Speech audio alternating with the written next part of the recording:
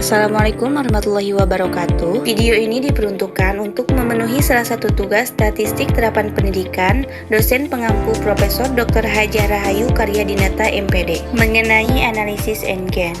Kita masuk kepada materi kita, yaitu analisis N-gain. N-gain, apa sih N-gain itu? N-gain itu singkatan dari kata normalized gain, atau peningkatan yang dinormalisasikan, menciptakan kerangka kerja yang sangat berguna dalam penelitian pendidikan.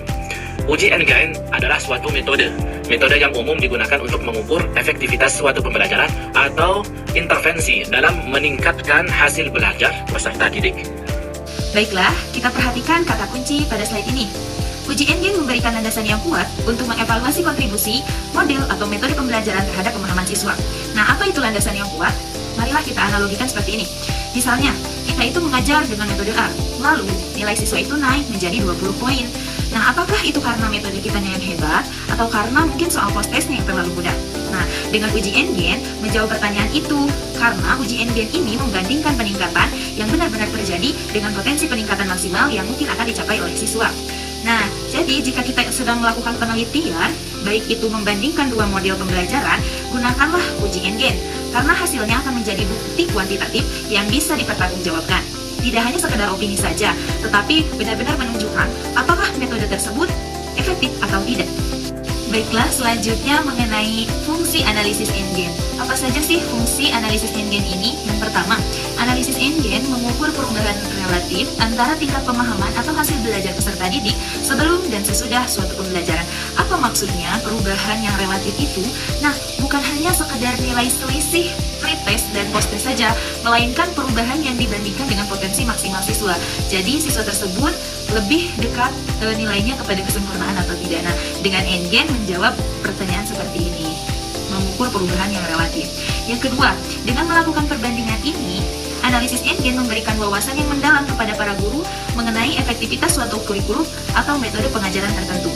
Jadi, dengan analisis N-gain, guru itu bisa diberikan wawasan yang mendalam bahwa suatu metode tersebut itu efektif atau tidaknya.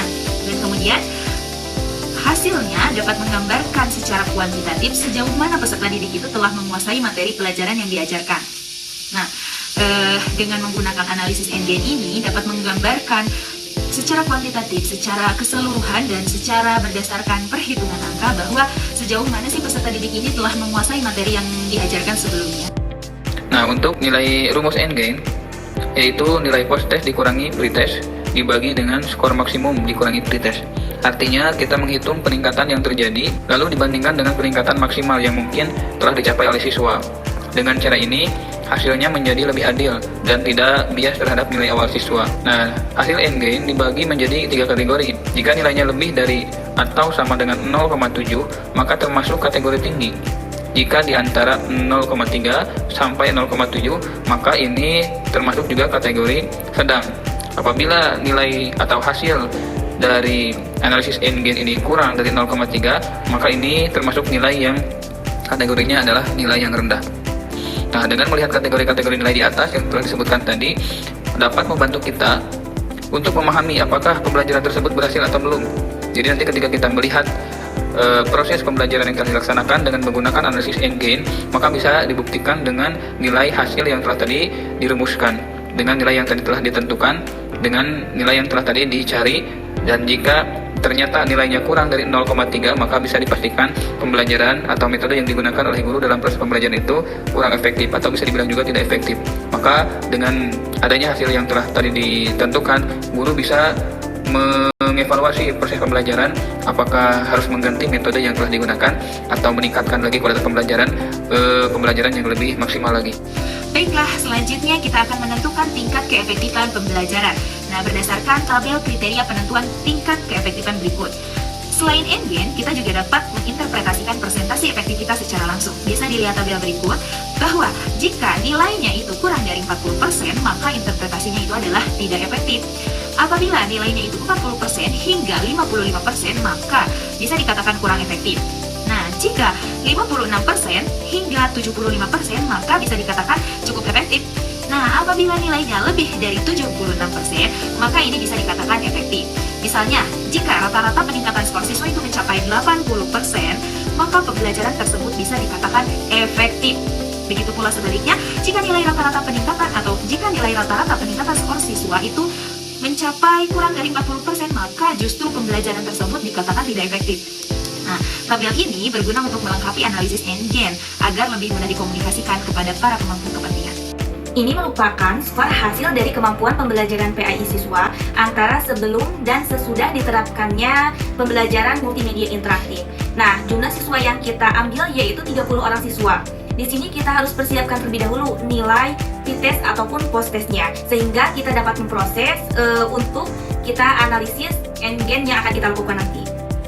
Dapat kita lihat bersama, ini merupakan hasil dari analisis NGEN yang telah kami lakukan melalui aplikasi SPSS versi 27. Adapun hasil yang telah diperoleh yaitu secara keseluruhan NGEN skor rata-rata sebesar 40095 atau dapat kita katakan 0,40094 dan termasuk ke dalam kategori peningkatan pemahaman PAI siswa sedang.